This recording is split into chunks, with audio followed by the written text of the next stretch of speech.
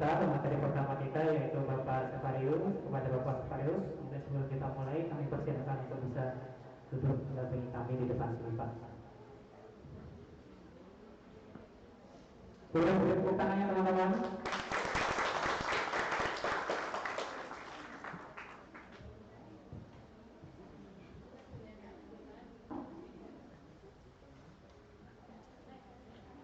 Kita ulangi kembali ya. Assalamualaikum warahmatullahi wabarakatuh. Selamat pagi. Salam sejahtera untuk kita semua.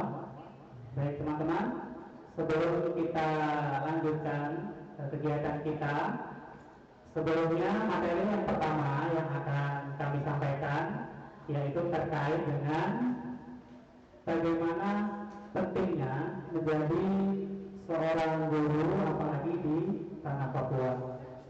Saya ada pertanyaan sedikit untuk teman-teman, boleh dijawab beramai-ramai. Menurut teman-teman, apakah profesi guru itu penting?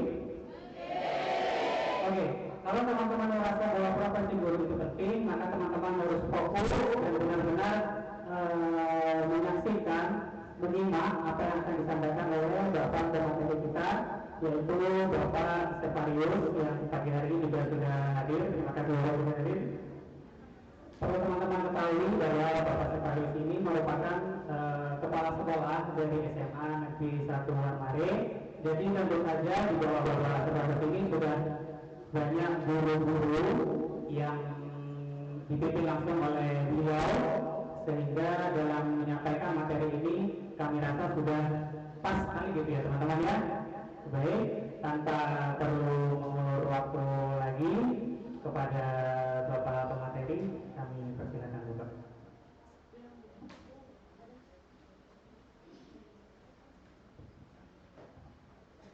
Baik, terima kasih atas kesempatan yang diberikan kepada saya. Nah, terima kasih untuk organisasi Muhammadiyah kita ada yang memberikan kesempatan kepada saya untuk menjadi pemateri. Terus terang jujur bahwa saya menjadi pemateri dalam forum seperti ini yang pertama. Berarti saya berterima kasih kepada Siddiq Muhammadiyah memberikan kesempatan ini sehingga menjadi pengalaman pertama untuk saya. Ya,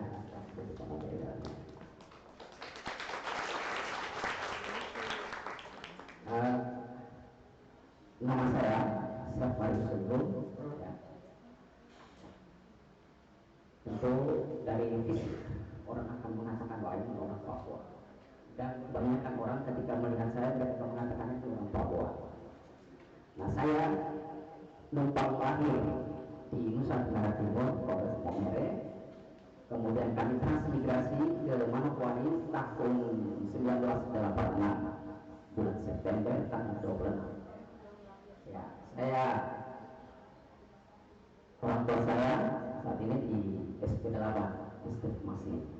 Ya, saya menempuh pendidikan SD di SP8, SMP di SP7, SMA di SMA Pati, lalu kuliah perguruan tinggi di Universitas Cendrawasih Papua. Ya, saya menempuh pendidikan di Universitas Cendrawasih Papua. Kemudian masih kuliah semester akhir saya diminta untuk honor, ya, honor di sekolah SMP Santo Paulus di Abepura Jayapura. Di semester akhir saya disuruh honor, lalu itu kesempatan bagi saya untuk mengumpulkan duit untuk menyambung hidup selama menempuh pendidikan di sana.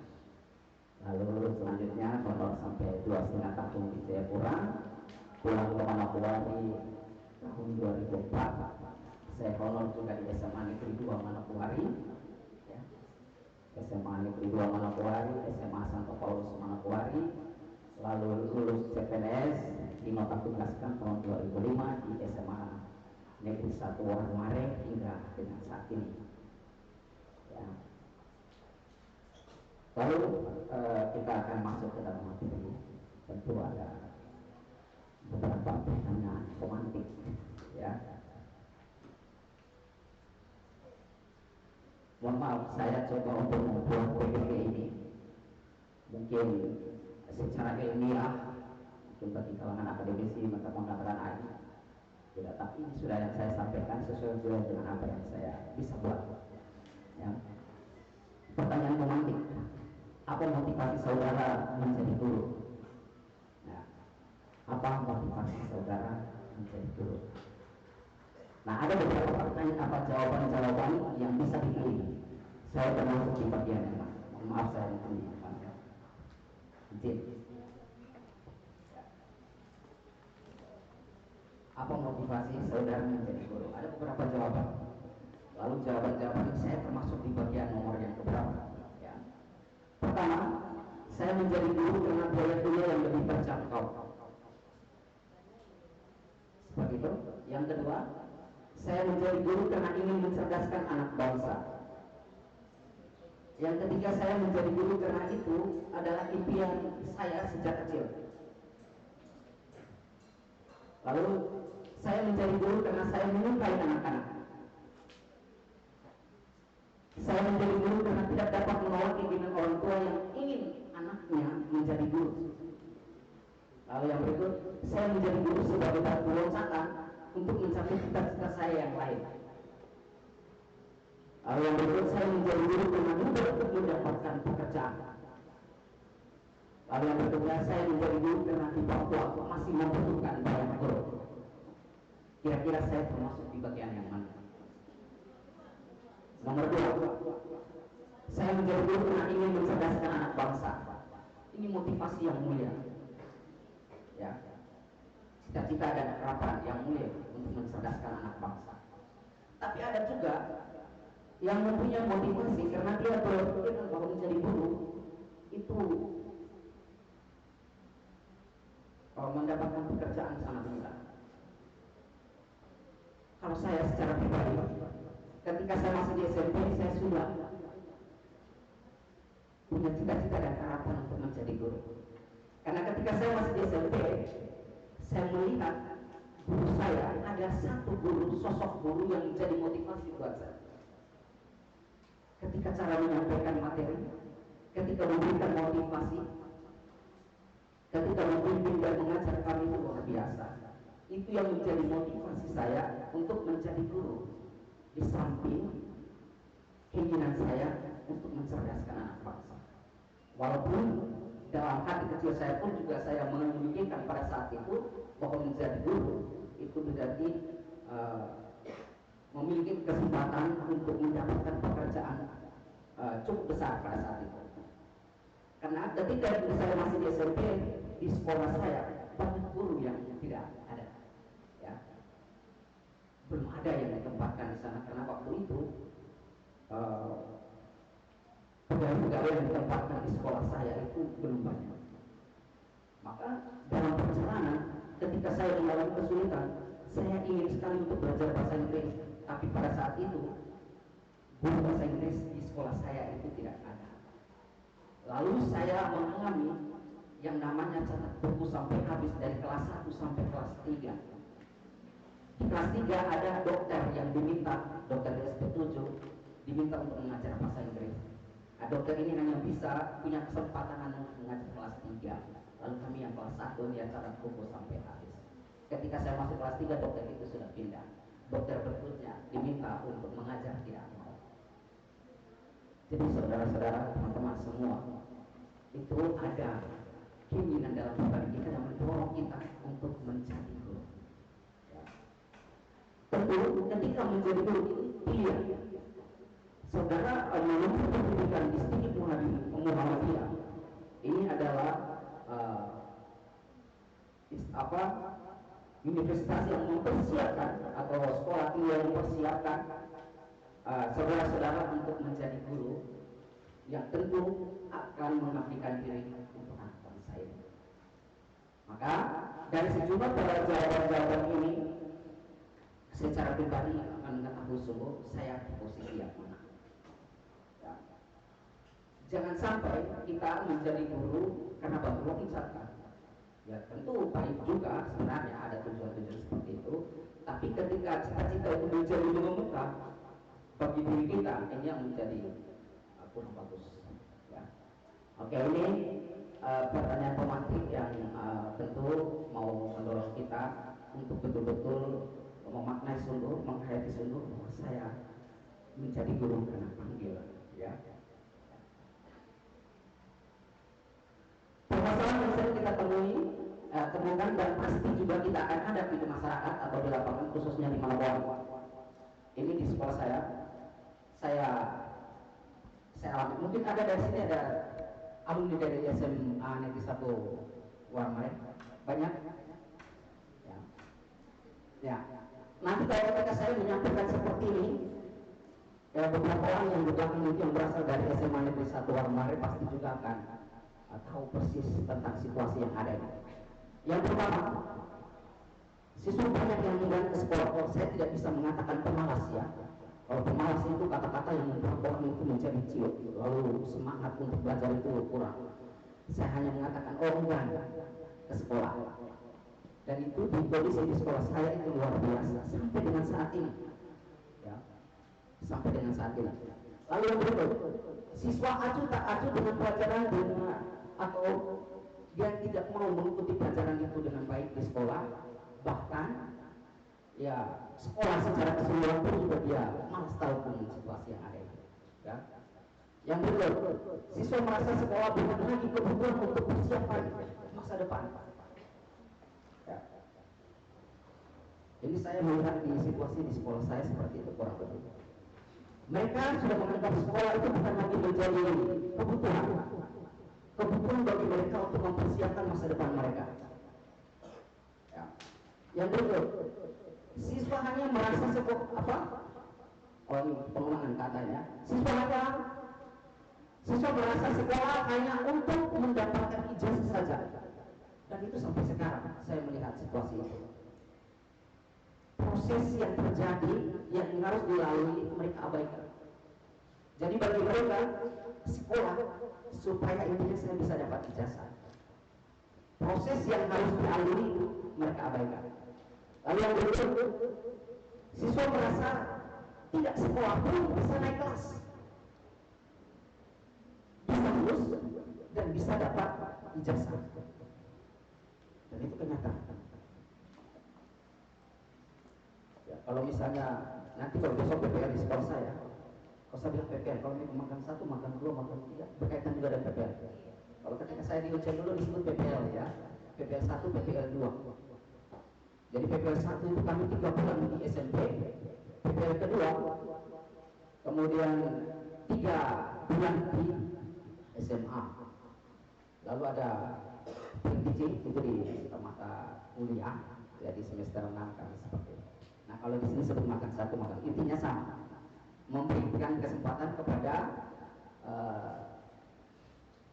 mahasiswa untuk mengalami menjadi seorang guru walaupun dalam waktu yang singkat, tapi itu pengalaman berarti bagi kita untuk mempersiapkan bahwa inilah saya menjadi guru itu banyak hal yang harus saya siapkan. Lalu berikut, ada motivasi dari siswa bahwa daftar ke sekolah agar bisa mendapatkan PIP dan uang beasiswa lainnya. Dan itu kondisi di tempat saya seperti itu. Daftar hilang, lalu tunggu ketika ada informasi bahwa PIP cair. Siswa semua hadir. Bahkan kami sampai guru-guru itu kaget, ini ada tamu nih datang dari sana. Oh, ada tamu. Tidak, Pak. Saya siswa di sini. Oh, kamu siswa di sini. Untuk ini Pak, saya dengar ada informasi kami dapat PIP. Oh, begitu ya. Jadi sudah Bapak Ibu guru dengan spontanitas lalu mengatakan, oh, karena ada PIP lalu kamu tahu di sini ada SMA. Di sini kelas berapa? Tentu kamu tidak tahu ketika kamu adalah siswa pendaftar. Jadi mendaftar menjadi siswa lalu menghilang. Nanti ada informasi PIP. Biar di dunia di mana mereka berada itu muncul dalam waktu sekejap. Dan itu pengalaman. Bagi saudara-saudara yang dari alumni dasar mereka akan tahu persis. Ya. Walaupun kondisi itu kadang juga di hampir sebanyak tempat seperti itu. Tapi saya tidak mau mengatakan ke tempat yang lain, saya hanya berbicara di tempat saya seperti itu. Lalu juga ada siswa yang mempunyai kemauan dan motivasi yang tinggi, tetapi terkendala oleh kebiasaan dan adat istiadat yang kadang-kala mempersulit mereka. Betul toh? Dengan situasi yang ada di Manokwari, ada banyak siswa yang datang, Pak, kami minta izin, saya punya anak ini tidak bisa belajar untuk dalam waktu 3 bulan ke depan. Istimewa. Kenapa Pak? Yang punya adat di sini jadi orang baku bunuh di sana, nanti kami seperti ini. Ada yang melihat situasi seperti itu, mendengar, atau ada yang juga mengalami? Kalau itu saya seperti itu, kurang lebih luar biasa. Ada kemauan dari siswa itu luar biasa untuk mereka menempuh pendidikan, mempersiapkan diri bahwa mereka mulai sadar bahwa pendidikan itu penting untuk masa depan saya. Tapi dengan situasi kondisi adat istiadat yang membuat mereka itu tidak bisa berbuat banyak, ya. Lalu kurang ada perhatian dari orang tua. Ada anak-anak datang ke sekolah itu, ya dari mereka saja punya kemauan. Bangun pagi lalu mempersiapkan diri ke sekolah, pulang. Kami pulang itu jam 2 kurang 10 menit. Lalu dalam perjalanan yang cukup jauh, mereka sampai di rumah itu sekitar sudah jam 4, jam setengah 5. Lalu apa yang mau berbuat di sana? Ya, kami langsung ke kebun untuk ambil singkong, pisang, kami bakar untuk makan. Lalu orang tua, ya orang tua kan cukup begitu saja. Ketika kamu bangun pagi, kira-kira ada orang tua membangunkan kamu tidak ketika kamu mungkin terlambat bangun? Tidak, Pak, kamu bangun sendiri. Lalu orang tua ketika bangun merasa langsung ke kebun. Ketika kamu pergi ke sekolah, ada makanan yang bisa kamu konsumsi untuk tenaga pergi ke sekolah. Tidak ada, Pak, kami bangun itu cari-cari sendiri, Pak. Ini berarti kepedulian orang tua untuk masa depan anak-anaknya itu kurang. Nah, lalu yang berikut, kurangnya guru di tempat-tempat pedalaman Papua. Ini menjadi keluh kesah banyak. Guru banyak terkonsentrasi di kota. Lalu di sekolah-sekolah seperti di pedalaman itu menjadi kurang di sana. Ada satu guru itu dia bisa kopen beberapa bahasa gaulnya itu orang bilang apa, dia tangani beberapa mata pelajaran. Saya bilang, Bapak Ibu guru apa? Kami guru sosial IPS. Pelajaran apa saja yang ditangani? Wah, matematika, fisika, ini yang kami tangani semua. Nah, ini berarti menggambarkan kondisi guru di tengah Papua itu kurang. Ya, bagus sekali ketika saudara mengambil pilihan untuk menjadi seorang guru. Ya, tentu itu menjadi kebutuhan. Di tempat seperti di Anggi, di Kebar, di Menyambung, banyak peluang guru di sana. Yang menjadi persoalan ketika di Anggi banyak guru yang ditempatkan di sana, lalu dalam jangka waktu tertentu mereka mungkin 1 minggu di sana lalu turun ke kota sampai berbulan-bulan, berminggu-minggu di kota, kembali lagi ke sana. Kira-kira dengan melihat kondisi ini, apa perasaan yang muncul dalam diri? Kira-kira apa perasaan yang muncul dalam diri? 1 minggu di atas, 1 minggu itu luar biasa ya. Ada yang mungkin 4 hari, 5 hari sudah, ya lalu pergi meninggalkan lagi tempat tugas ke kota, karena menurut informasi bahan kondisi di sana dingin, lalu banyak hal yang membuat kami sudah. Kalau memang situasi alam yang membuat mereka tidak betah di sana, mungkin masih bisa dipahami dan dimengerti. Tapi kalau sampai kondisi apa yang mereka alami itu karena memang dari dalam diri bahwa untuk mengabdi kepada anak bangsa itu tidak 100% menjadi bagian dari tanggung jawabnya, itu tentu menjadi keprihatinan bagi kita. Kira-kira betul tidak? Ya. Nah, ini menjadi tanggung jawab kita. Calon guru kok makan 1, makan 2, makan 3, besok jadi guru. Satu hal yang luar biasa, sedikit Muhammadiyah itu lulusannya banyak yang sudah mengabdi, sudah banyak yang jadi CPNS di negara ini yang sudah punya, orang bilang punya pegangan hidup yang sudah jelas. Ya. Ada satu sedikit Muhammadiyah keluaran dari sini, mungkin angkatan pertama kalau tidak salah, Pak Valen Yangko sudah ambil S2 bersama saya di Unipa. Beliau sudah ujian beberapa minggu yang lalu, ujian tesisnya lulusan dari sini. Itu luar biasa kan? Tentu saja saudara itu menjadi titik tolak ketika bisa mengangkat pendidikan ini menjadi luar biasa yang bisa dipergunakan oleh perguruan tinggi lain. Tentu bagian yang lain adalah tugas dan tanggung jawab dari saudara. Kondisi saudara ketika mengikuti proses belajar mengajar KBM yang ada di sini dengan baik, lalu menampilkan kompetensi yang ada pada diri saudara-saudara, di situ saudara bisa mengangkat ini menjadi perguruan tinggi yang bisa dipergunakan.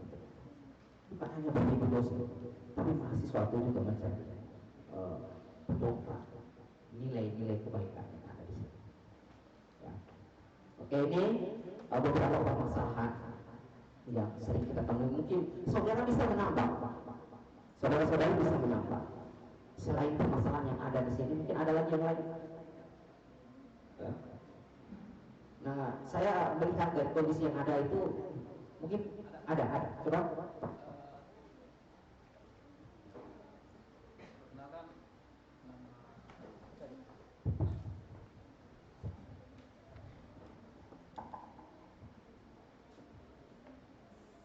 Baik, terima kasih atas kesempatan yang diberikan kepada saya. Perkenalkan, nama saya Franciscus Xaverius Pugar. Saya akan menambah beberapa poin permasalahan yang Bapak paparkan tadi. Yang pertama itu tentang kekurangan guru di tempat-tempat pendalaman Papua. Kalau untuk cuma kekurangan guru itu mungkin kurang pas, tapi kalau kayak kekurangan guru yang berkualitas, kekurangan guru yang berkualitas, guru yang berkualitas itu istilahnya dia sudah punya pengalaman, punya istilahnya profesi. Ya, jadi kalau guru yang luar biasa, yang profesional, itu yang diharapkan. Kadang-kadang kita hanya memenuhi kuota. Guru fisika, kimia, biologi, kita penuhi kuota.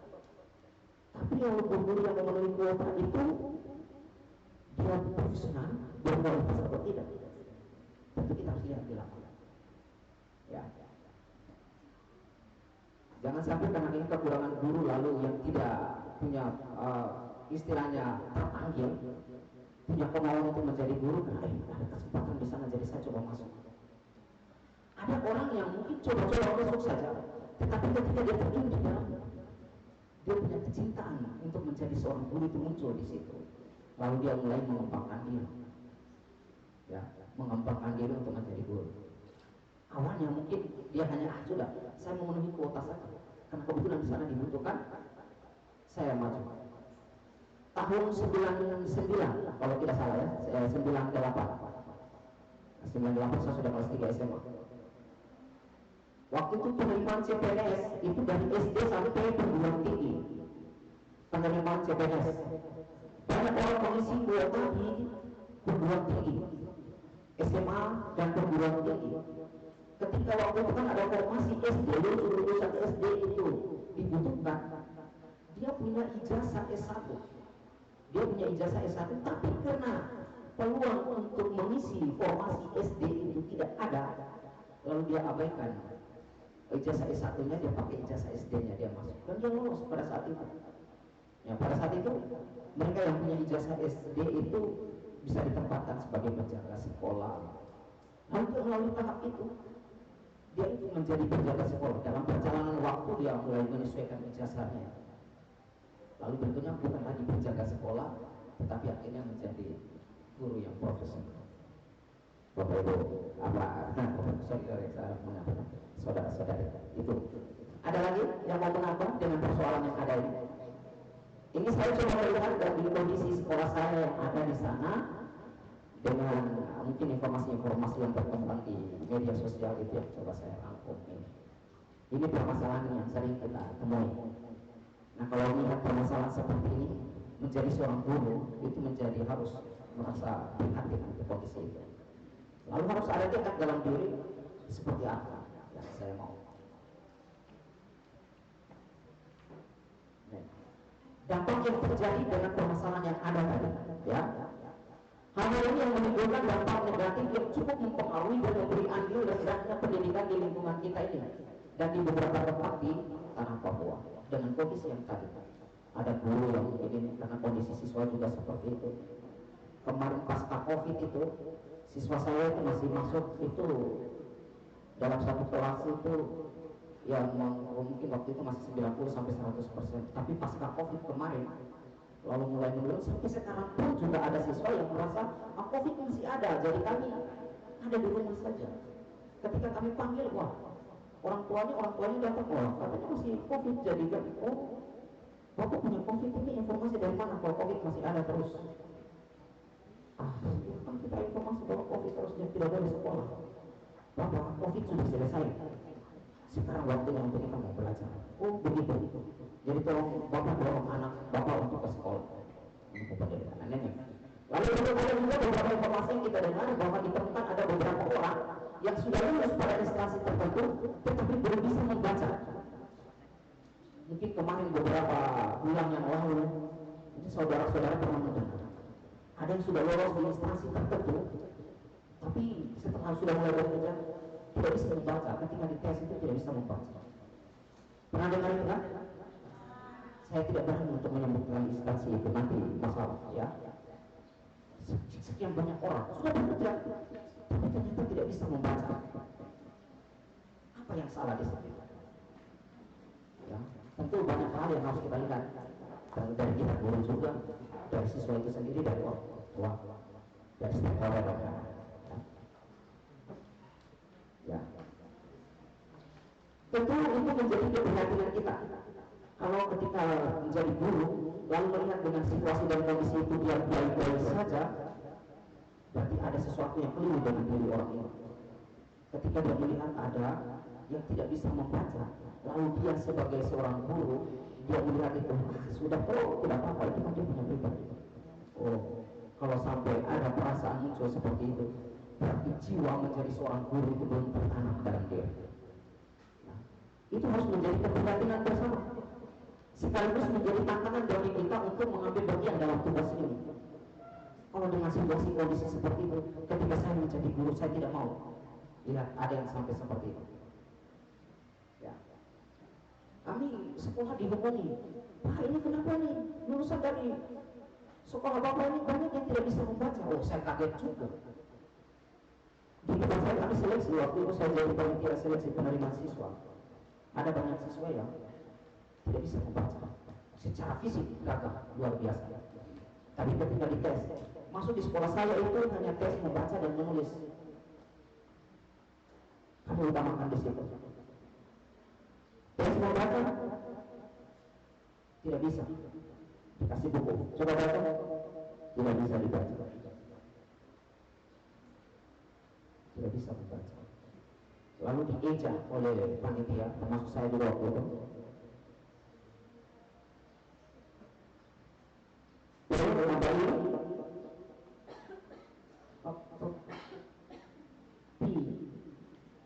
Tambah R, Ir. Wah, ini M bukan R.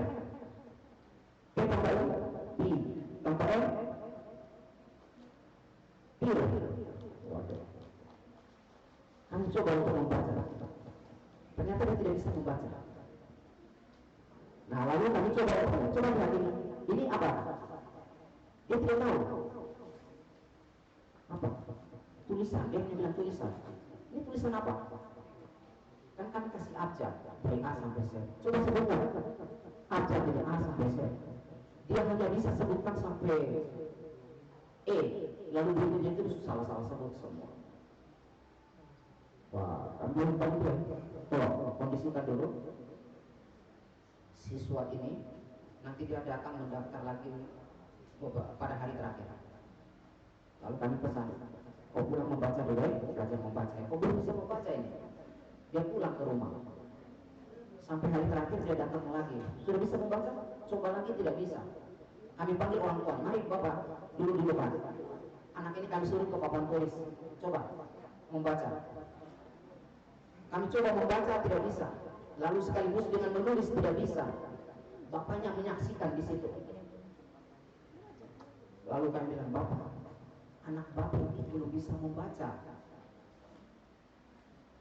Bagaimana ini bapak? Kami di SMA bukan lagi mengajar anak-anak untuk membaca. Kira-kira bapak bisa terima tidak?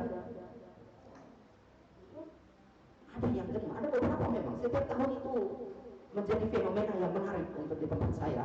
Setiap tahun ketemu seperti itu. Ya. Tidak bisa membaca, kami pulangkan. Ada yang terima, kami pulangkan. Bapak nanti tahun depan bisa membaca, datang daftar lagi ya. Iya. Tapi kami tunggu tahun berikutnya sudah tidak ada lagi. Tapi ada juga yang memang tidak mau menerima kenyataan itu. Sudah, saya punya anak, mau bisa baca atau tidak, dia duduk di sana. Ini saya punya tempat. Harus duduk. Oh, saya di bawah tombak pada saat itu. Ya, sudah, saya manusia juga biasa, rasa takut itu tentu ada. Lalu saya sampaikan kepada bapak kepala sekolah, bapak, untuk saat ini saya belum ada di tempat karena kondisi seperti ini. Bapak kepala sekolah, biarkan saja dia masuk, kita ikuti saja seperti air yang mengalir. Sejauh mana dia mampu untuk menempuh itu. Dalam perjalanan ternyata memang tidak sanggup, sampai bulan September mundur, sampai bulan berikutnya mundur, tidak bisa. Oh, saya strategi, biarkan saja, nanti alam yang akan menyeleksi sejauh mana orang itu punya kemampuan survive untuk menghadapi situasi kondisi yang ada itu. Akan biarkan, ya. Oke, dari ini harus menjadi keprihatinan dan kita harus mengambil bagian dalam tugas ini, mencerdaskan anak bangsa.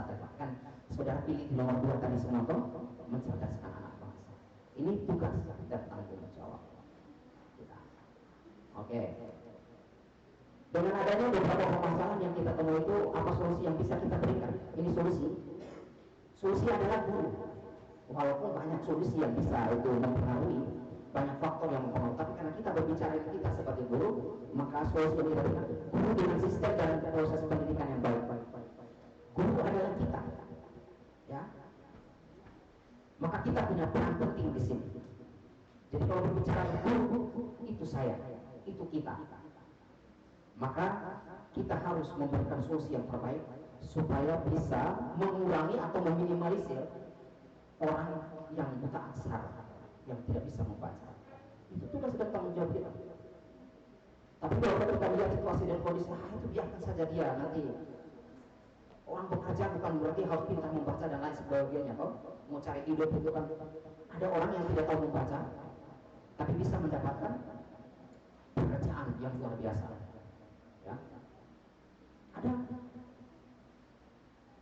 Ada teman saya kuliah dulu, orang Cina, masuk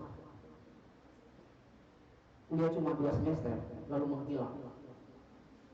Setelah berikut kami tanya, dia di mana sekarang? Ternyata dia punya toko besar di sana. Wah, kenapa kok masuk jadi guru?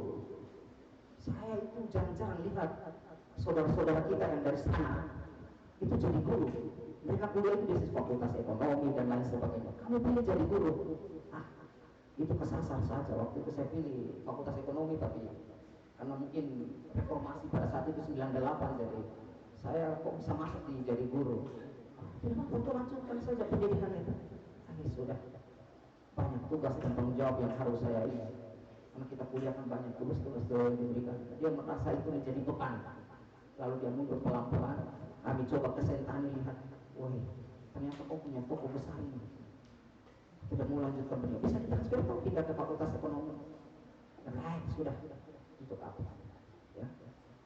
Ada orang yang kami temui, dan ini menjadi juga perhatian kepada seorang ibu, dia berjualan di SP7, dia juga bikin sapu yang besar-besar itu, dia taruh di situ, orang datang beli itu, taruh uang 2.000, 1.000, 5.000, dia terima saja, karena dia tidak tahu menghitung uang, dia tidak tahu uang, selalu ditanya, ini berapa seket?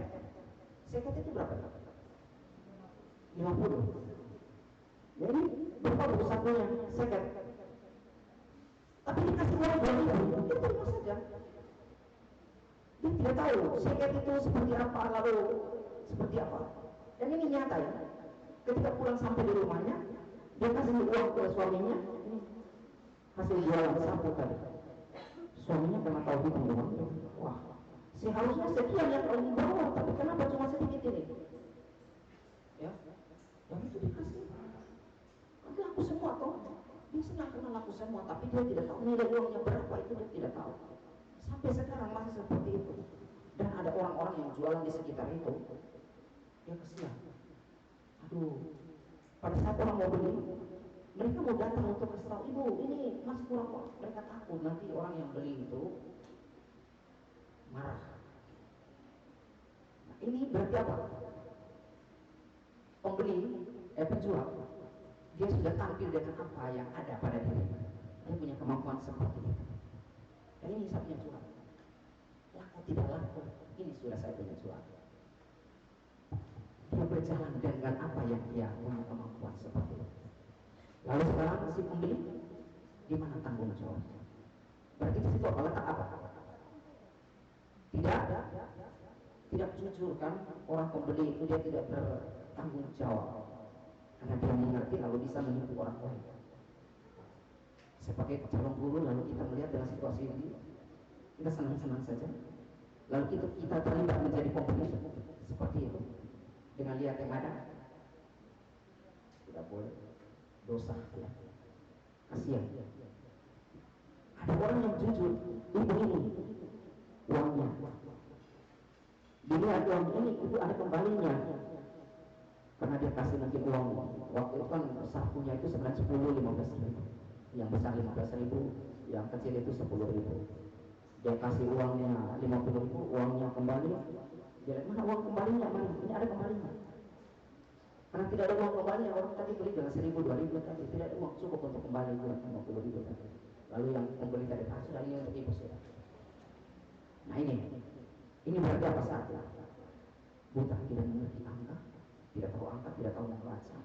Lalu ini tugas kita menjadi guru.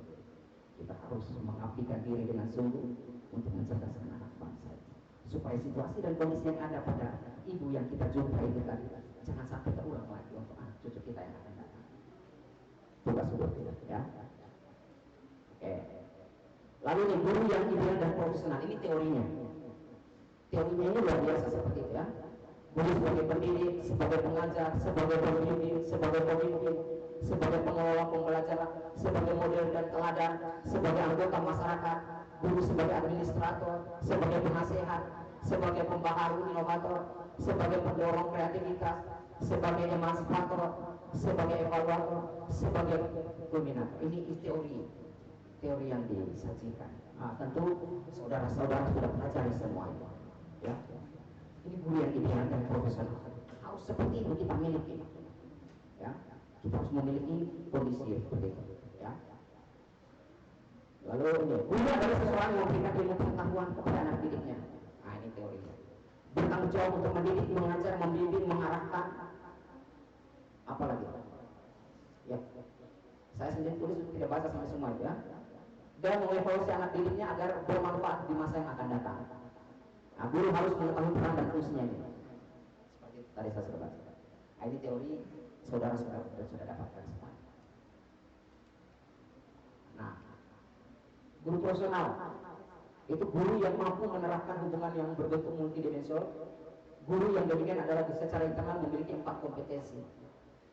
Ada 4 kompetensi itu toh, salah satunya pedagogi, ya, profesional, kepribadian, dan kompetensi sosial. Pedagogi itu berarti ya, peran sebagai orang guru itu secara teoritis harus dia menyusun program, ya, menyusun program, melaksanakan program, ya, mengevaluasi program, kemudian menilai mengevaluasi program, kemudian mengadakan program perbaikan remedial dan lain sebagainya. Itu secara pedagogi ya. Nanti kalau ini pelajaran anak-anak tidak pedagogi, kalau andragogi kan untuk pembelajaran orang dewasa ya. Kemudian guru yang profesional itu berarti harus menguasai materi. Saudara-saudara, banyak kami jumpai di lapangan. Itu sudah yang orang bilang yang penting cari guru, tapi profesional itu dia tidak perhatikan. Guru yang profesional itu apa? Guru yang profesional itu dia tidak perhatikan penguasaan materi dan lain sebagainya, dia tidak. Ada guru yang bangun tidur langsung pegang buku, mandi selesai pegang buku langsung menuju ke kelas. Sampai di kelas dia tidak tahu apa yang dia mau ajar. Dia tanya siswa, ini pelajaran kita sudah sampai di mana? Dia tidak mempersiapkan diri. Berarti kan tidak punya catatan, tidak punya jurnal khusus untuk dia. Materinya sudah sampai di mana? Lalu menyajikan materi, sudah pegang buku, baca buku sampai selesai. Di situ. Tentu saudara sudah diajarkan bagaimana penampilan sebagai seorang guru. Ya saya juga seperti ini, belum tentu yang profesional ya harus seperti ini tidak. Tentu profesional itu harus kita olah setiap saat, setiap waktu kita temukan di lapangan. Oh saya dengan gaya seperti ini ternyata masih ada kekurangan ya. Coba saya dengan metode yang ini seperti kira-kira cocok tidak? Pas. Maka nanti katanya harus ada penelitian tindakan kelas. Kalau di sini mereka punya tugas akhirnya biasa pendidikan. Skripsi yang ada bisa juga untuk penelitian tindakan kelas gitu kan. Semua diarahkan ke situ Pak atau sesuai dengan pak ilmunya? Ada ilmu ya, ada juga yang penelitian tindakan kelas dan lain sebagainya gitu. Nah kalau saya dulu ketika teman-teman semua pilih pendidikan penelitian itu berkaitan dengan pendidikan, saya bilang sudah, saya ambil sudah tentang gizi, kan saya guru biologi ya, saudara-saudara saya guru biologi, saya ambil tentang gizi ya ikan danau sentani itu ikan gabus asli, gabus toraja dengan ikan rainbow. Waktu itu saya kaji dia punya kandungan nilai gizinya ya.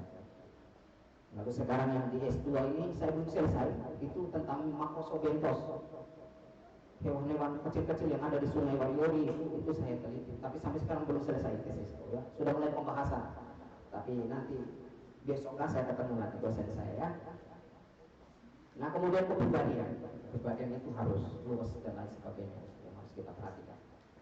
Kemudian hubungan sosial masyarakat pun juga harus. Jangan sampai saya menjadi guru, tetangganya pun juga dia tidak kenal. Tetangganya tidak kenal, di sekolah pun juga sampai siswanya sendiri dia tidak kenal.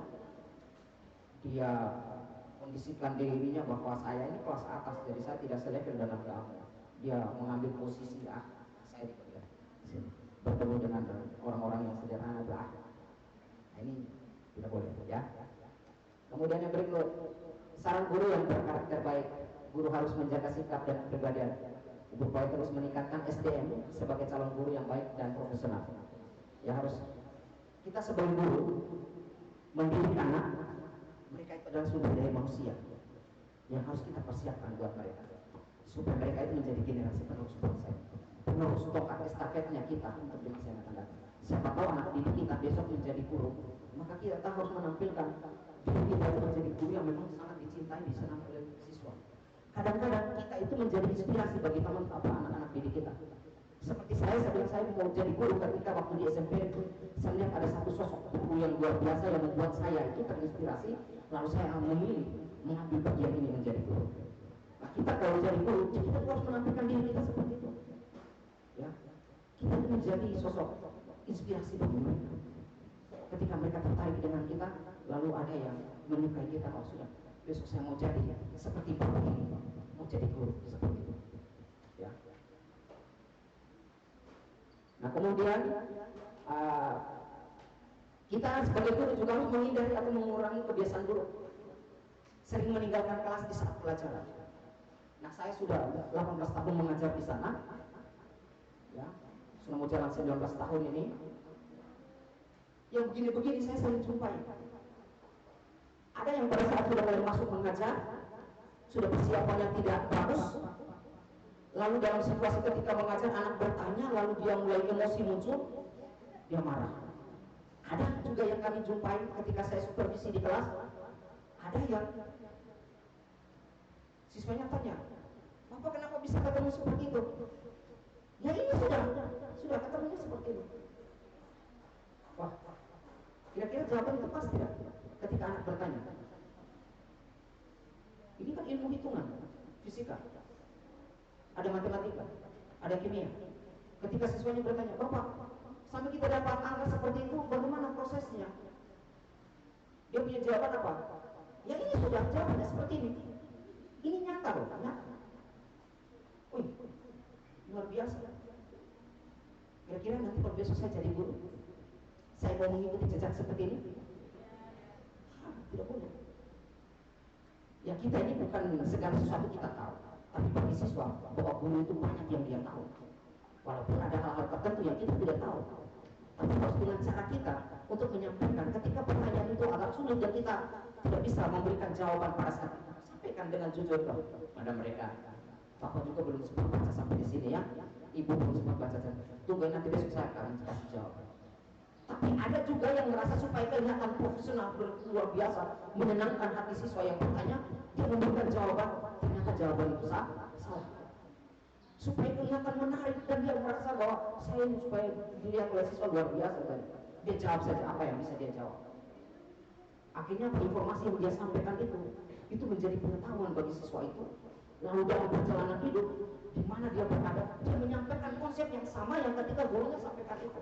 Dan ternyata konsep itu adalah salah. Dosa siapa?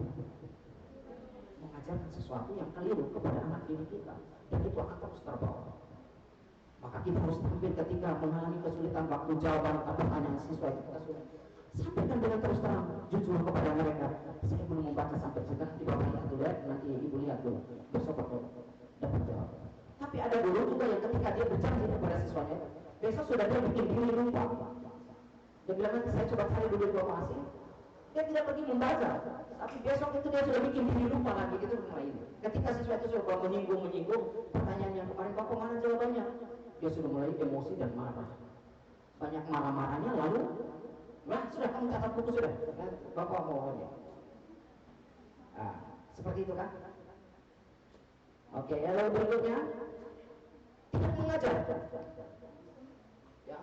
Ya, kalau nomor 1 dia sudah mengajar kan 90 menit dalam pelajarannya. Dia cuma 15 menit saja ada di dalam kelas lalu menghilang, meninggalkan pelajaran pada saat jam pelajaran. Ini ya. Lalu berikutnya tidak mengajar. Dia tidak mau pergi mengajar. Ya. Ada di tempat tertentu sampai sekarang guru itu tidak ada di tempat. Dia menyandang status sebagai guru, tapi tidak pernah masuk lagi di sekolah sampai sudah beberapa tahun ini. Soal gaji, oh terima lancar. Sertifikasi, terima lancar. Tunjangan-tunjangan yang lain, terima lancar. Ya. Tapi tidak pernah berada di tempat. Mau ikut jejak seperti itu kan? Kami sering jumpai di mana dia berada. Tapi terima gaji lancar sampai beberapa tahun. Lalu ya sampai di saat ini ya, kami menganggap bahwa guru itu tidak ada. Tapi database-nya ada di sekolah. Maka formasi dibuka di sekolah saya. Formasi untuk pelajaran itu tidak dibuka karena sudah dianggap ada daftar itu. Ya. Maka formasinya tidak dibuka. Tapi kenyataan di lapangan tidak ada. Formasi itu tidak ada. Karena daftar gurunya masih ada. Nah ini kan panggilan menjadi seorang guru ini kan tidak dipertanggungjawabkan dengan baik.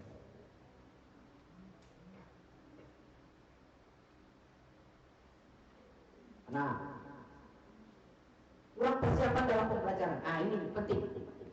Kalau jadi guru harus setiap saat waktu mempersiapkan diri. Besok mau mengajar, hari ini 2 hari yang lalu, 1 atau 2 hari sebelumnya sudah mempersiapkan diri. Idealnya guru itu sebelum masuk ke dalam kelas, dia punya program itu harus sudah dilihat oleh kurikulum dan oleh kepala sekolah. Harus dilihat dulu programnya seperti apa, mungkin ada perbaikan-perbaikan perlu ini. Sudah disetujui ditandatangani oleh kepala sekolah, baru dia bisa action di lapangan sesuai dengan programnya. Itu teorinya seperti itu. Tapi sekarang tidak. Dolok. ATM.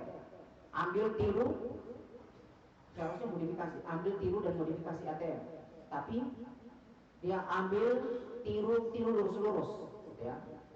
Sehingga dia punya program itu kadang-kadang pokoknya di atas SMA, contoh SMA Warmare, tapi namanya namanya dia, tapi kopnya itu sekolah yang lain. Itu berarti apa? Download saja apa yang ada, dia pakai. Katanya diminta ambil, tiru, lalu modifikasi ATM tadi. Tapi karena mau tiru dan modifikasi, dia sudah malas, dia sudah apa yang ada itu sudah dia pakai. Besok nanti kalau jadi guru di lapangan, seperti itu. Kalau masuk di sekolah saya nanti program harus dibuat. Program semester itu harus dibuat, wajib. Karena sekolah saya itu dari buka pertama sampai sekarang program itu harus dibuat. Ya, harus dibuat, kemudian laksanakan. Nah sekarang saya sudah coba dengan peraturan, kadang-kadang guru marah. Wah, kenapa setiap saat, setiap waktu? Saya kan cuma sendiri, tidak setiap saat saya harus pantau kamu semua. Dan kalau setiap hari saya harus pantau kamu juga, berarti saya punya diri untuk mempercayai kamu secara sungguh, itu tidak bisa. Kalau setiap saat saya harus lihat kamu, baik, masuk kelas. Ternyata ini juga terlalu berlebihan kalau menurut saya.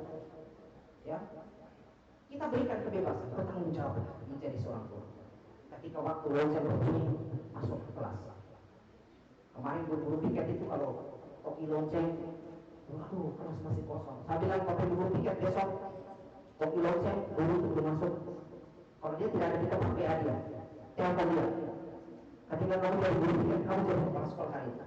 Kamu yang mengatur, KBM yang ada di situ. Panggil. Jadi sekarang itu karena ada mereka grup, jadi tiba-tiba guru piket. Waktu itu guru yang pertama jam ini sekarang masuk. Itu. Nah sekarang saya coba lagi dengan ini, lembar kontrol. Lembar kontrol itu pertama saya berikan kepada siswa, tapi mereka marah semua. Wah, kenapa siswa kan suruh pantau kamu?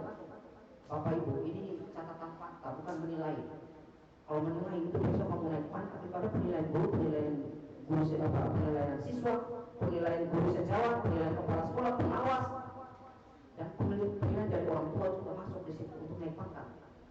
Ini bukan nilai, kamu catat. Jadi jam 1 apa? 1. Guru masuk tepat waktu, keluar tepat waktu. Itu nomor 1. Nomor 2, guru masuk terlambat, keluar tepat waktu. Nomor 3, guru tidak masuk mengajar, ada tugas. Guru masuk mengajar lalu berikan tugas, keluar. Itu ada beberapa poin catatan ini. Jadi tinggal di checklist. Akhir bulan kami evaluasi, sehingga kita tahu guru yang mana yang nomor 1 yang masuk di tempat, keluar masuk tepat waktu, keluar tepat waktu, itu berapa kami evaluasi. Seluruh masuk. Ternyata ada yang sampai ketika saya coba dengan cara itu, ada yang bisa sampai nyaris 90, hampir 100%, dia masuk terus. Saya tanya, kenapa Bu? Aduh, Bapak kontrol begitu.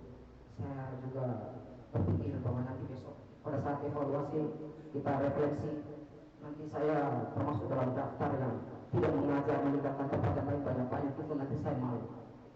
Karena format ini, karena lembar kontrol ini lalu Pak Ibu seperti itu, tidak, saya sudah dari dulu seperti itu. Jadi kalau dengan daftar seperti ini bisa ketahuan. Saya coba dengan itu dan sampai sekarang sudah mulai jalan. Setiap berpikir itu, Bapak Ibu kopi lonceng, lihat. Saya kasih konsentrasi waktu terlambat 15 menit ya. Nanti kita lihat 15 menit, sudah masuk kelas. Kalau sampai berikutnya kita kurangi lagi. Terlambat masuk kelasnya bukan lagi 15 menit, tapi kurang 10 menit. Lalu berikutnya 5 menit. Lalu berikutnya kita tepat waktu. Lonceng bunyi kita sudah ada di kelas. Kira-kira bisa tidak? Nah, ini kami belum evaluasi untuk bulan ini. Nanti akhir bulan kami evaluasi lagi. Refleksi saya seperti apa. Nah, ternyata dengan cara seperti itu mereka lalu cepat-cepat juga sekarang. Yang tadinya sudah acuh banyak meninggalkan kelas, biarkan kosong merumpi saja. Sekarang mereka sudah mulai. Jadi kalau Bapak Ibu besok, kalau saudara-saudara besok jadi guru, temui atau kepala sekolah yang model seperti itu, ada satu strategi penelitian tindakan sekolah yang mau dilakukan. Ya, sepanjang itu tidak mengurangi substansi kita sebagai seorang guru, tidak merendahkan dan lain sebagainya, itu tidak. Sesuatu yang kelihatannya baik silakan ikut ya. Oke. Lalu berikutnya, menyuruh siswa menulis di papan tulis tanpa ada penjelasan. Nah, itu banyak. Masuk ke kelas, ini Bapak Ibu, saya ada tugas, jadi saya ada urusan keluarga sedikit, jadi kamu catat ini ya, dari sini sampai di sini ya. Nanti minggu depan Bapak Ibu jelaskan. Dia sudah janji kasih catat buku sampai habis di sini. Minggu depan begini, dia alasan lagi, saya ada ini kegiatan lagi di luar jadi ini. Kamu catat lagi ya. Sampai kapan kita mau seperti itu? Kadang-kadang mencerdaskan anak bangsa, tapi kalau setiap hari yang model seperti itu catat buku sampai habis, tidak bertanggung jawab untuk memberikan penjelasan. Kalau memang kita mengalami kesulitan, ada kegiatan yang lain, kasih catatan. Tapi kalau bilang mau menjelaskan, nanti yang depannya dijelaskan. Tapi ada yang sudah jelaskan, sampai 1 semester ya catat buku sampai habis. Ya. Kemudian komunikasi terhadap siswa, kadang juga kita lihat yang laki-laki melihat siswanya cantik-cantik, akhirnya sudah lebih perhatian yang lebih bertujuan kepada siswa yang cantik. Kalau jadi ibu guru lihat siswa yang cakap-cakap dan ganteng, itu yang menjadi perhatian utama untuk dia. Komunikasi dalam berbagai hal ini tidak boleh, ya. Kemudian bentuk tidak disiplin. Kita mengajarkan anak-anak itu harus disiplin, tapi kita sendiri tidak disiplin. Kira-kira mereka mau ikut tidak? Ya, tidak boleh. Disiplin itu penting, ya, dari semua komponen itu penting. Kurang memperhatikan siswa. Terus malas tahu dari siswa. Kadang-kadang siswa datang, ibu, bapak kita ini bagaimana? Nah, kok cari jalan sendiri dulu, Pak? Nanti itu. Bagus seperti itu. Tidak memperhatikan. Materialistis. Ada yang mungkin di TikTok itu sering keluar, aduh ini kamu punya nilainya bagus ini, kalau dia ada 100 itu, aduh ini bagus semua, kamu sudah naik kelas, kamu lulus deh. Kamu pernah lihat TikTok itu tidak? Itu suratan juga bagi kita sebagai seorang guru. Apakah kita seperti itu? Berarti ini guru yang model seperti itu materialistis. Ada guru yang ketika anak dari SD, SMP, kelas 1 kan masih, orang bilang masih kondisi anak-anaknya masih ada. Jadi ketika kepala sekolah bagi tugas, Bapak Ibu, balik kelas di kelas ini, dia tidak mau, dia tolak. Saya tetap di kelas 1, saya tidak mau kelas yang lain, saya mau di kelas 1. Usut punya usut, kenapa dia tidak mau di kelas yang lain? Karena kelas 1 itu anak-anak masih, orang bilang bau-bau SD itu masih kekanak-kanakan. Dan setiap saat, setiap waktu, karena orang tuanya banyak orang kaya, selalu setiap saat itu waktu diantar ke sekolah. Jadi perhatikan, pada saat kenaikan kelas atau penerimaan rapor, ibu ini selalu dibawakan apa itu? Kue, ada yang bawakan amplop. Karena orang-orang kaya ini senang sekali ketika ada ibu guru yang memperhatikan anaknya, mereka itu menjadi daripada dia sewa pembantu untuk memateri.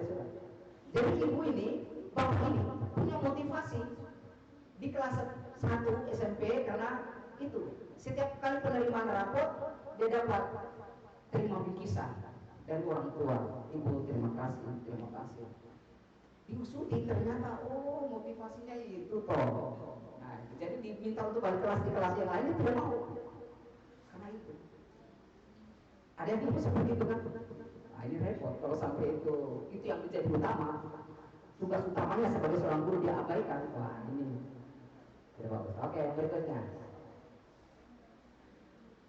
Nah, saya tadi ambil di pendidikan. Pak guru itu sebagai pendidik, pemimpin pendidikan di dalam kelas. Pemimpin pendidikan di dalam kelas itu, maka kita menggunakan 5 jari kita untuk mengingat dan menerapkan. Ini 5 jari kita. Ini jari apa? Jempol. Ketika kita memberikan pujian kepada siswa, kau mantap, kau hebat. Situ luar biasa. Ini sebagai guru kita harus, ketika guru siswa punya prestasi, berikan dia jempol. Oh mantap, oh hebat, oh luar biasa. Jempol, pujian. Berarti kita sebagai guru harus juga bertindak sebagai motivator, memberi motivasi buat mereka. Jangan memberi ujian. Jempol. Siswa ketika berprestasi, kau mantap, kau hebat, kau berangkat. Kan? Yang berikutnya yang kedua, jadi telunjuk. Kita sebagai pemimpin di dalam kelas, telunjuk itu berarti menunjuk. Sebagai guru kita harus memberikan petunjuk dan arahan bagi siswa ketika mereka mengalami hal. Anak, nanti tolong kerjakannya seperti ini ya, seperti itu. Itu petunjuk. Kita sebagai guru harus memberikan petunjuk yang baik untuk anak-anak didik supaya bisa mencapai apa tujuan belajar kita yang tepat. Yang kedua ini jadi apa? Jadi tengah. Kita sebagai guru harus memposisikan diri kita itu sebagai mitra belajar bagi siswa. Kerjasama dengan siswa. Nah, kau mengalami kesulitan di mana? Sebagai mitra pembelajaran bagi siswa. Jadi tengah. Ya. Yang ketiga yang keempat jari manis. Jari manis ini kan selalu pasangkan cincin di sini toh. Cincin perkawinan di sini. Atau ada yang cincin perkawinan pasang di jempol. Supaya nanti suami istri itu saling memuji, kok mantap bapak, kok mantap ibu, ya. Tapi selalu dipasang jari manis. Cincin perkawinan seperti itu. Saya menikah dulu di Makassar. Saya nikahnya di Makassar. Istri saya orang Toraja. Ya. Jadi saya orang Timur, istri saya orang Toraja. Jadi ada Tito, bapak Tito, anak mama Tito seperti ya. Itu dikasih masuk di cincin di sini. Saya berpikir saya kasih satu jari begini. Jadi muatin. Jadi ini yang dipasang. Ini kita sebagai guru harus memposisikan diri kita itu sebagai teladan bagi siswa. Memberi teladan, memberi contoh. Ya. Jangan sampai kita jadi guru lalu kita abaikan hal seperti itu. Kita memberikan contoh bagi mereka, suri teladan bagi mereka. Memberikan contoh yang baik. Kita mengajarkan anak-anak harus seperti ini lalu kita tidak memberi contoh yang tidak baik, itu tidak bagus juga menjadi seorang guru. Ya. Lalu yang berikutnya terakhir jadi apa? Jadi kelingking. Kita kalau telinga gatal itu bagaimana? Ya, ada yang berarti apa? Jadi kelingking ini sebagai apa? Dia pekerja, membantu kita ketika telinga gatal itu problem. Berarti kita memposisikan diri kita itu sebagai jari kelingking ini sebagai pembantu dan penolong bagi siswa ketika mengalami kesulitan dalam proses belajar. Harus tidak boleh ketika siswa mengalami kesulitan, Pak, Bu, kira-kira pelajaran ini bagaimana ya? Aku baca tidak? Ada itu di buku sana, aku baca sana. Seperti itu kan? Tapi kita membantu di mana kesulitannya? Oh, nah ini. Harus seperti itu. Gitu. Jadi ingat, kita sebagai guru, kita juga adalah pemimpin pendidikan di dalam kelas. Maka kita menggunakan 5 jari kita. Jempol selalu memberi pujian, memberikan petunjuk buat mereka, menjadi mitra belajar bagi mereka, ya, menjadi teladan bagi mereka supaya mereka bisa mencontoh. Lalu kita juga menjadi pembantu, pengajar bagi mereka ketika mengalami kesulitan. Ingat 5 jari ya. Oke. Yang berikutnya, saran guru yang berkarakter baik. Oh, ini tadi sudah. Oh, terbalik. Sudah. Terakhir seperti itu. Ini yang bisa saya berikan motivasi. Ya. Oke. Jadi guru yang baik, mari kita bertanggung jawab. Ingat, kita membuat mereka itu menjadi orang yang berarti. Saya selalu ingatkan kepada siswa saya dulu orang miskin, orang sederhana. Orang yang di lingkungan masyarakat itu tidak pernah diperhatikan. Dalam lingkungan keluarga kami itu orang itu ketika kami lewat itu selalu bilang apa? Waktu saya masih kecil-kecil, saya pergi bermain di tetangga dengan satunya adik-adik. Kami bermain di tetangga karena kami orang miskin. Orang-orang di tetangga itu Ini dong datang ke sini mau cari makan lagi. Ya. Padahal kami datang untuk hanya mau bermain sebagai anak-anak. Kami datang bermain. Tapi mereka bilang, ini datang mau cari makan. Ya. Karena saya sudah anak yang pertama agak sedikit besar, sudah mulai mengerti sedikit. Saya dengar ocehan itu. Ini dong datang sudah mencari makan. Karena kami orang miskin sederhana kok. Makan itu hari ini siang, besok siang baru kami makan lagi. Dan itu ternyata dalam hidup. Luar biasa. Dan ketika kami datang bermain, mereka bilang seperti saya sudah mulai mengerti, bisa ajak satu yang ada. Nanti kita pulang. Kenapa? Orang bilang kita datang cari makan. Karena kita datang mau bermain. Ya. Ketika saya pergi kuliah di saya waktu SMA, saya lulus itu kuliah. Lulus SMA mau pergi kuliah. Itu saya pergi kuliah, orang tetangga-tetangga tidak tahu kalau saya pergi kuliah. Orang tua saya ditanya, itu anaknya kemana? Anaknya pergi cari kerja, cari hidup ini. Saya 1 tahun di sana, orang tidak tahu kalau saya pergi kuliah. Karena mereka itu berpikir begini, itu orang miskin. SMA saja sudah setengah mati, makanya sudah setengah mati, mana mau anaknya kuliah? Satu motivasi yang luar biasa dalam diri saya. Dan orang tua saya mengatakan, nah, biar kau 1 hari saja di kampus, saya sudah bangga. Karena saya punya anak pernah injak kakinya di kampus. Walaupun kau 1 hari saja di sana, lalu saya ini sebagai orang tua tidak bisa membayar kamu, kau pulang, saya sudah senang. Tapi ketika saya pergi ke sana kuliah, saya juga punya bayangan luar biasa. Pergi ke Jayapura itu seperti orang bilang apa? Kapal yang tidak punya apa namanya, arah yang jelas. Saya tidak tahu Jayapura seperti apa. Tapi ketika niat itu dibangun dengan tulus dan luar biasa, di tengah jalan banyak pertolongan yang kita dapatkan. Di atas kapal Ciremai waktu itu saya ikut. Sampai di atas kapal saya berjumpa dengan orang-orang yang dulu pernah dia sekedar lagi. Kau mau kemana deh? Sama saya. Tapi saya tidak tahu kemana sama tempat. Kau ikut saya. Oh, ketika kita membangun dengan ketulusan hati dan keikhlasan, kita menyadari sungguh bahwa saya tidak mampu. Tuhan hanya kepada saya berpasrah. Jalan keluar itu ya. Ketika kuliah dalam perjalanan waktu mengalami kesulitan biaya hidup, saat tertentu orang tua saya itu jual sapi. Saya sampai selesai kuliah dan sapi saya juga habis. Ya. Waktu itu orang tua bertani hanya untuk kebutuhan hidup saja setiap hari tidak cukup. Tapi ketika saya pergi kuliah, orang tua saya pun mulai bekerja di sawah. Hasil padinya sudah mulai bagus. Sapi itu beranak setiap tahun itu beranak. Dan setiap tahun orang tua saya harus menjual. Jadi ketika kita mengalami kesulitan, di situ Tuhan buka jalan. Ya. 1 tahun saya kuliah, saya pulang dari sana, tetangga-tetangga, karena saya dari sana sudah kumal-kumal seperti ini. Namanya orang kuliah, kesulitan dan kesukaran hidup itu terlalu datang. Mereka bicara lagi, oh katanya anaknya pergi cari kerja kok pulang kumal-kumal seperti itu. Sudah. Sampai saya sudah kuliah, orang tua saya undang ke sana ke Jayapura. Orang tua saya pulang dari sana, bawa foto-foto itu semua, baru tetangga-tetangga semua tahu kalau anaknya pergi kuliah.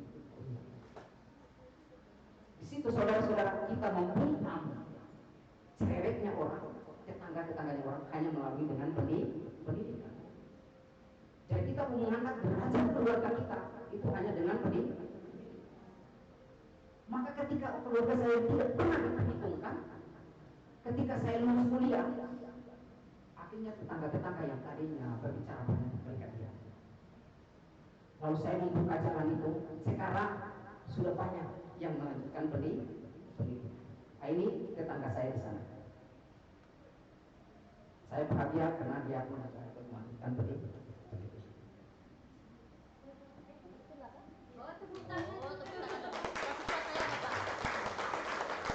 Jadi ibu-ibu terus terang, ketika saya waktu itu tetangga-tetangga kami itu bilang pendidikan itu mahal, tidak sanggup. Tapi ketika saya mulai dengan cara seperti itu, dari orang yang tidak punya apa-apa, saya bisa menyelesaikan pendidikan lalu membuka mata yang lain. Sekarang anak-anak pun juga ikut melanjutkan pendidikan. Kita memberikan pengaruh kepada lingkungan. Harus seperti itu. Jadi sekali lagi, hanya dengan pendidikan kita bisa mengangkat derajat keluarga kita, mengangkat harga diri kita, keluarga kita, hanya dengan pendidikan. Jadi kalau ada yang sudah sampai tahap ini lalu putus di tengah jalan, berarti saudara tidak tidak sanggup menghadapi situasi dan tantangan ini, kalah dalam persaingan. Maka sekarang carilah guru yang baik. Ketika kita sudah jadi guru, tampillah menjadi guru yang bertanggung jawab, mencerdaskan anak bangsa tadi. Kalau kita mengabaikan mereka, berarti kita membangun situasi kondisi yang seperti ini akan terus berlanjut. Mari kita tampil untuk memutuskan itu supaya anak-anak bisa cerdas dan mereka bisa membangun masa depan mereka. Terima kasih. Saya Syafar Sondo. Selamat siang dan waktu saya. Baik, terima kasih Bapak. Kita akan kembali ke depan. Ya teman-teman, kita membuka sesi pertanyaan terkait apa yang sudah disampaikan oleh Bapak Sekaligus. Bapak mungkin boleh minum dulu, silakan Bapak. Kita buka dua pertanyaan. Teman-teman yang ingin bertanya, silakan angkat tangan. Kita buka dua pertanyaan. Mahasiswa yang ada di dalam sudah angkat tangan dulu. Langsung silakan berdiri.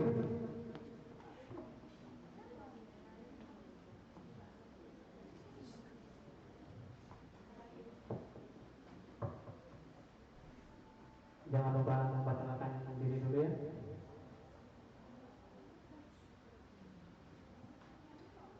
Terima kasih atas kesempatan yang diberikan. Nama saya Natalia Mondigir dari Prodi Biologi semester 4. Terima kasih Bapak atas materi yang Bapak berikan kepada kami.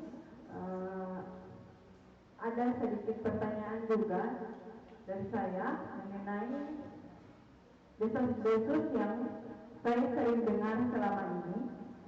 Kalau kita mengajar di tanah Papua, itu terkadang kalau ada anak sekolah yang boleh tidak naik ke kelas selanjutnya, kadang itu orang tua datang mengamuk untuk kepada guru tersebut seperti itu. Jadi langkah-langkah apa saja yang harus dipersiapkan sebelum hal-hal tersebut bisa terjadi? Terima kasih. Baik, terima kasih Natalia dari Prodi Biologi. Mungkin kita langsung pertanyaan kedua saja Pak ya.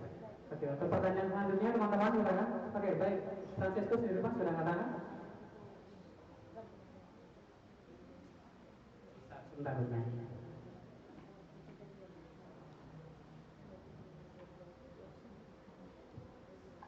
Baik,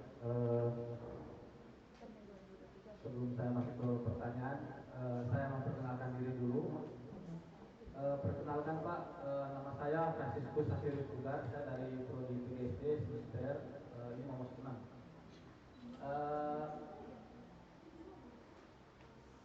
Sedikit perkenalan, kita sama-sama dari NTT Pak, saya juga dari NTT, tepatnya di Manggar. Jadi yang pertama, saya mendengar dari penjelasan Bapak, saya kayak punya motivasi bahwa kita entah itu dari mana, ketika masuk ke Papua mendengar isu-isu yang tadi disampaikan oleh Bapak, saya termotivasi. Itu yang pertama. Terus untuk pertanyaannya,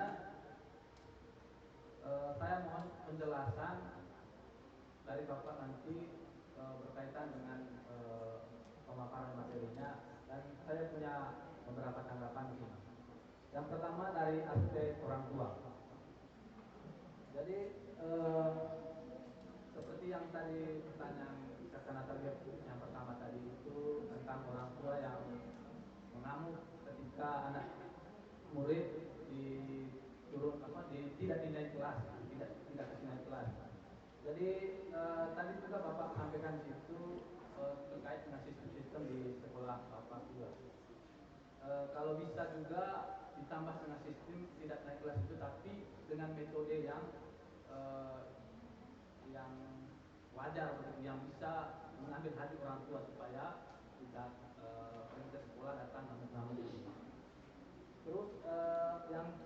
kedua masih dari orang tua juga, yaitu adat istiadat atau kebiasaan. Jadi saya pernah baca berita di media sosial tentang pendidikan Papua. Jadi di situ menerangkan bahwa orang tua itu menganggap pendidikan tidak penting. Jadi banyak dia punya penjelasannya, terus dia punya solusi begitu. Salah satunya ya memberikan sosialisasi dengan memanfaatkan aparatur desa atau distrik. Terus yang kedua dari segi guru, seperti yang dijelaskan tadi tentang guru yang berkualitas. Jadi guru yang berkualitas itu menurut saya yang pertama itu memang penampilan, terus kreatif, inovatif, dan tanggung jawab. Jadi tanggung jawab itu yang perlu diterapkan seperti yang Bapak tadi sebut dengan sistem-sistem yang buat di sekolah tadi. Terus yang ketiga dari segi anak murid, kebetulan kita nanti magangnya ini ke SD ya. Jadi istilahnya apa yang tadi Bapak sampaikan bahwa ada anak SMA yang tidak bisa membaca, ya itu permasalahannya munculnya awalnya itu di SD. Jadi persoalannya itu waktu SD, kenapa tidak diajarkan cara membaca. Jadi hal yang dan itu memang nyata. Terus yang berikut, ya yang berikut tadi tentang sistem pendidikan yang Bapak jelaskan itu sangat bagus menurut saya sendiri. Terima kasih. Oke, baik. Jadi sedikit menyimpulkan, Fransiskus, jadi Fransiskus ini seperti meminta tanggapan dari Bapak gitu ya, kira-kira bagaimana terkait yang tadi itu masalah-masalah yang disampaikan Fransiskus gitu ya. Oke, baik, terima kasih. Kita langsung menjawab pertanyaan yang pertama saja Pak ya, dari Natalia, Prodi, Biologi. Kira-kira bagaimana mengantisipasi jika ada orang tua yang marah anaknya tidak naik kelas gitu. Kalau kondisi pertanyaan seperti ini, kondisi ini sering kami hadapi di tempat sekolah saya. Saya mungkin tidak terlalu artinya wajar dan tidak berlebihan kalau saya mengatakan bahwa tempat saya itu Texas.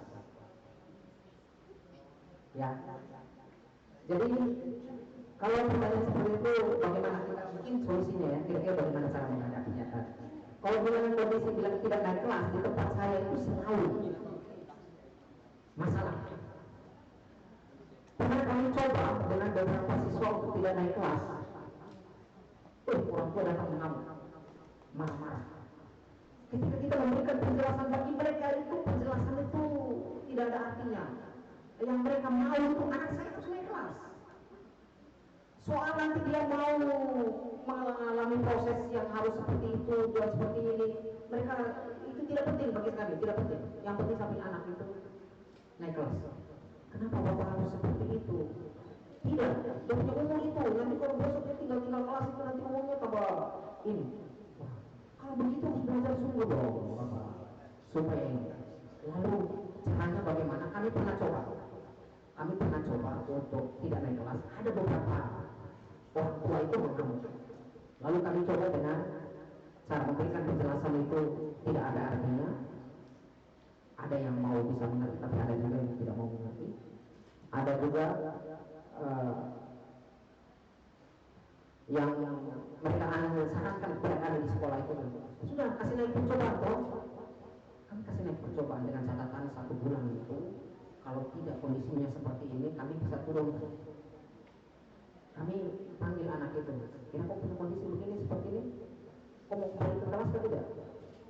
Tidak. Kami tidak mau kembali ke kelas. Kelas 1 lagi. Dengan orang tuanya datang marah-marah. Lalu solusinya seperti apa?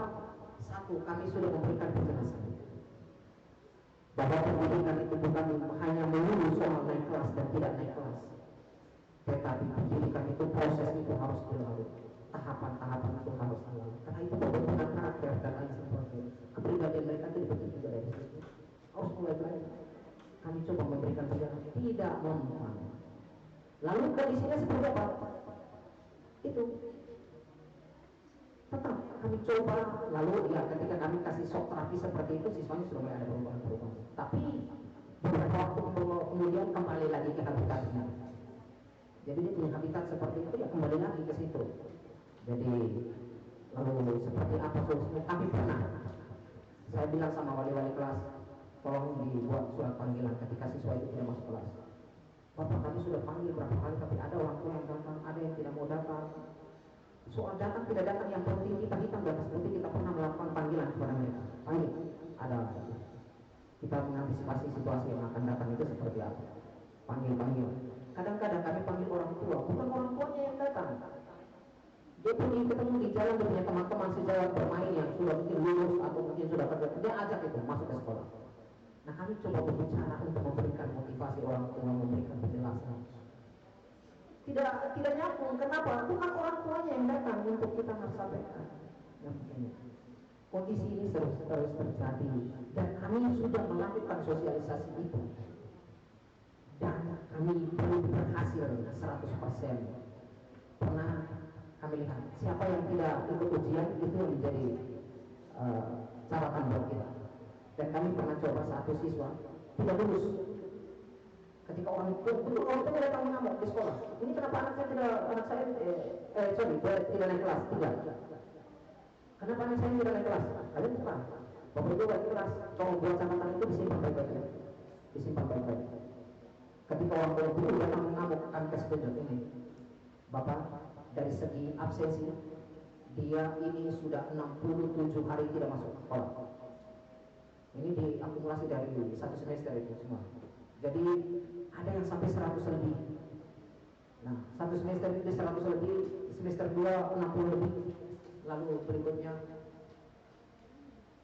apalagi catatannya? Kalau soal dia hadir tidak apa-apa. Yang penting saya punya anak itu naik kelas. Yang berikutnya ini, bapak punya anak ini 2 mata pelajaran itu dia tidak ikut ujian. Dia tiap hari dari rumah ke sekolah bahkan 2 pelajaran ada catatan. Dia tidak ikut ujian. Kami tunggu, karena ada ikut ujian susulan, kami buat catatan ujian susulan. Kami panggil dia, cari dia di mana-mana, dia tidak ada bapak. Dan ini dia tidak ikut ujian. Ini kami mau kasih nilai bagaimana nih bapak? Lalu di situ orang tuanya langsung rela. Waduh, ya anak bapak tidak bisa naik kelas. Dia pulang sampai di rumah mengamuk. Sorenya dia datang lagi ke salah satu guru. Dia bilang, ini kenapa sampai anak tidak ikut ujian? Kamu tidak panggil. Bapak kami sudah cari melalui teman-temannya, kami panggil dia, panggil ke surat panggilan dan lain sebagainya untuk ikut ujian. Dia tidak ada. Wali kelas itu setiap hari hanya datang ke sekolah untuk mau cari anak bapak untuk ikut ujian. Tidak ada, dia tidak muncul di sekolah. Lalu kita mau bagaimana? Akhirnya apa? Diberikan penjelasan, kita juga tegas pada prinsip itu. Akhirnya orang tuanya mau terima, tidak naik kelas. Dan itu pengalaman pertama di sekolah saya, satu siswa itu tidak naik kelas. Karena itu, oh begitu ya, kalau dia berarti tidak ikut ujian gitu. Nah, berikutnya mereka sudah tahu, oh kalau tidak ikut ujian itu tidak akan bisa naik kelas. Dan kami coba tahun berikutnya betul, satu lagi perempuan tidak naik kelas. Akhirnya apa? Orang tuanya datang paksa bagaimanapun tetap kami pada prinsip. Anak bapak tidak pernah masuk sekolah, tidak ikut ujian berapa pelajaran, masa mau naik kelas bagaimana? Kami sudah buat catatan. Yang pertama kali dia terima, ini anak yang dulu dia terima. Kalau anak bapak ini tidak ikut pelajaran lalu tidak ikut ujian lalu dia naik kelas, ini berarti orang tua ini dia akan datang mengamukan karena kan dikasih. Akhirnya apa kasih bayar? Mereka datang dengan berapa mobil datang mengamuk di sekolah. Setiap kami di sana itu sudah yang begitu sudah hal yang biasa. Datang mengamuk. Kami tetap pada prinsip, akhirnya Pak orang tuanya bilang kalau begitu anak saya pindah saja. Silakan. Bapak kami buat surat pindah hari itu juga kami kasih terus. Sudah silakan pindah. Akhirnya saya dengar di sekolah tetangga mereka juga sampaikan hal yang sama kurang lebih, tapi karena dia sudah kelas 3 terpaksa juga ditembus. Nah, lalu apa yang kami buat itu, kami sudah buat banyak hal untuk bagaimana mengantisipasi.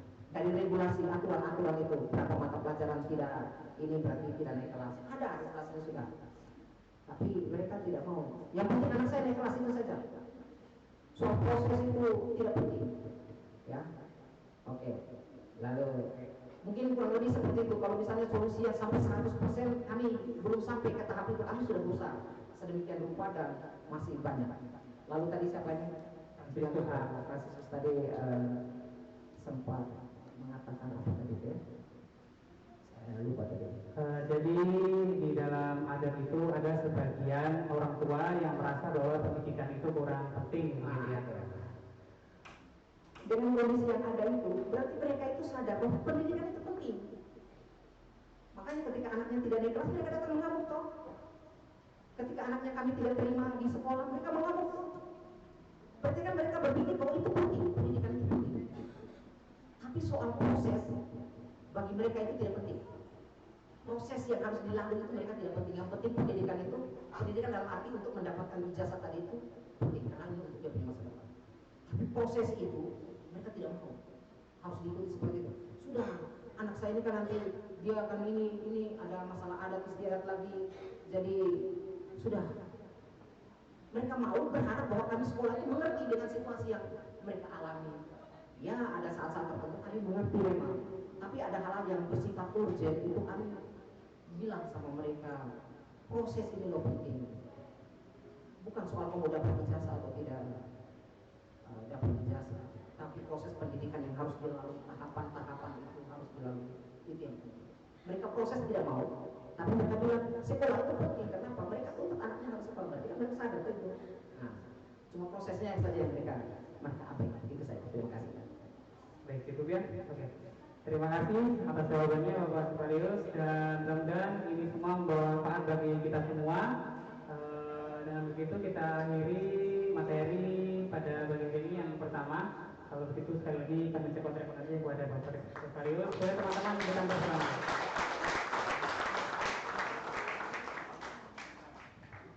Kita proses tidak membohongi. Berproses.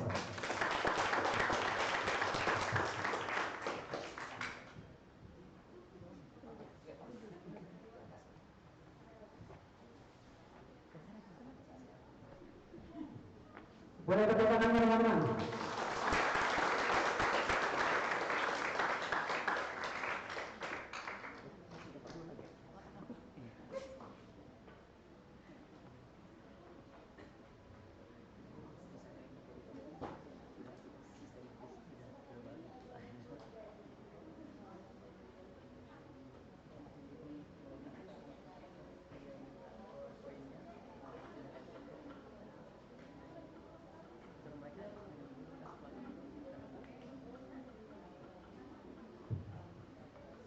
Teman-teman, sebelum kita istirahat siang, makan, sholat, dan lain-lain, ada satu materi lagi. Kita masih menunggu Ibu Hawa sedang dalam perjalanan ke sini.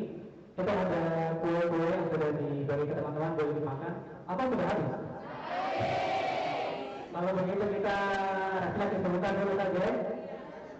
Boleh teman-teman berdiri, boleh. Yang sabar dulu, berdiri.